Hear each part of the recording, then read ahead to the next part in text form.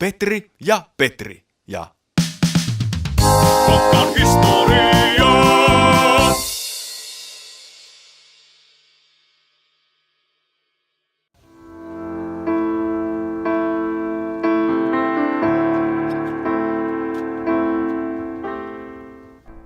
Petri, tämä Kymin lentokenttä perustettiin jatkosodan aikana, eikö vain?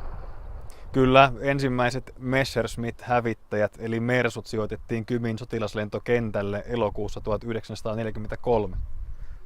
Lähellä rajaa sijainnut satama- ja teollisuuskaupunki Kotka oli yksi Suomen pommitetuimpia kaupunkia jatkosodassa. Kaupunkia puolustavalle lentokentälle oli siis tarvetta. Juuri näin. Kotka veti puoleensa neuvostopommitteja jatkosodassa myös siksi, että Kotka oli Saksalle tärkeä sotasatama. Saksalaiset ja suomalaiset sumputtivat Neuvostoliiton laivaston merimiinakentällään jatkosodassa Leningradin edustalle Suomenlahden pohjukkaan. Ja merimiinakentän vartioinnissa, puolustamisessa ja korjailussa Kotka oli Saksan päätukikohta.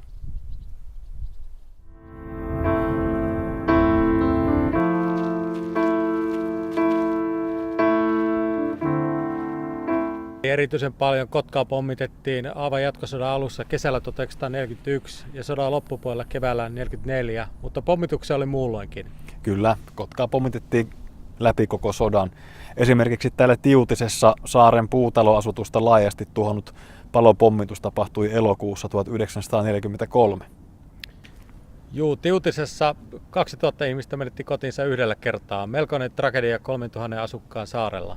Kyllä, yli 130 rakennusta tuhoutui yhden pommitusyön aikana. Silti vain yksi kuolonuhri.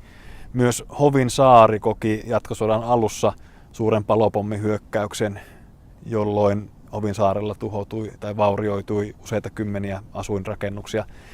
Pahoin pommitulla Kotkan saarella erityisen paljon vahinkoa kärsi Keskuskadun ja Kymenlaakson kadun väliset korttelit.